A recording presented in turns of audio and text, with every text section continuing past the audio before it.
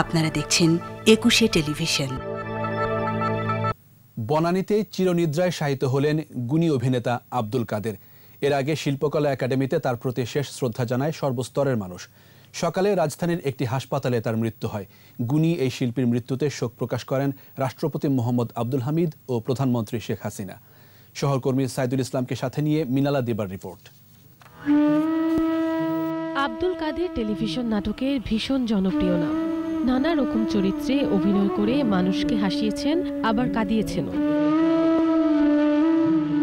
আজ আবারও শেষবারের মতো সবাইকে কাঁদালেন এই গুণী অভিনেতা। শিল্পকলা একাডেমিতে ছলছল চোখে আব্দুল কাদেরের প্রতি শেষ শ্রদ্ধা। শুধু ভালো অভিনেতাই নয়, ভালো এক নাট্য সংগঠককেও হারালো বাংলাদেশ। টেলিভিশনের মাধ্যমে যে জনপ্রিয়তা অর্জন করেছে সেটা খুব কম অভিনেতার ভাগ্যেই ঘটে। একজন নাট্য অন্তপ্রাণ মানুষ, একই সাথে অত্যন্ত ভালো মানুষ। নাট্য অঙ্গনের এই ক্ষতি সহজেই কি পূরণ হবে? কাদের ভাইকে আমরা কথা শুধু লাইভলি বলবো, তার থেকে অনেক বেশি কিছু ছিলেন তিনি।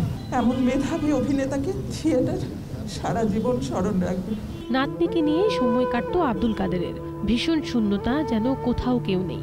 দাদা বলেছে যে যখন আমি চলে যাব তখন ভালো মেয়ে হবা, খারাপ কাজ করবা না, সবসময় বড়দের সম্মান করবা আর বড় সিঙ্গার হবা।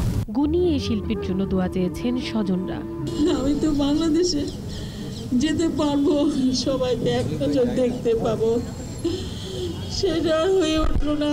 ওনার জন্য সবাই দোয়া করবেন, আল্লাহ যেন তাকে বেহেশতে নসিব করেন। শ্রদ্ধা নিবেদন শেষে বনানীতে শেষ শয়ান। ঢাকা বিশ্ববিদ্যালয় থেকে নাটকের হাতেখড়ি। নাটকের দল থিয়েটারের সদস্য আব্দুল কাদের। পায়ের আওয়াজ পাওয়া যায় এখনো কৃতদাস সহ বিভিন্ন নাটকের 1000-এরও বেশি প্রদর্শনীতে অভিনয় করেছেন। তুমি দোকানে গিয়ে একটা সুগন্ধি সাবান নিয়ে এসো। টেলিভিশন নাটকেও দেখিয়েছেন মুন্সিয়ানা। হুমায়ুন আহমেদের কোথাও কেউ নেই নাটকের বদি চরিত্রে অভিনয় করে ব্যাপক প্রশংসিত হয়েছেন, পেয়েছেন জনপ্রিয়তা। খালি ক্রাইং করে, তারপর বললাম যা বলি কান্দিস না, মায়া দেখ। আব্দুল কাদের বেশ কিছু চলচ্চিত্র ও বিজ্ঞাপন চিত্রেও কাজ করেছেন। আমার ঘরের চাল টিকে আছে বহুদিন, দেখাই কেমন।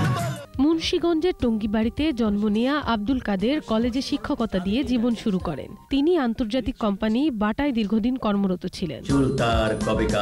অন্ধকার। মিনালা দিবা, একুশে টেলিভিশন, ঢাকা। সাবস্তির কারুকার্য।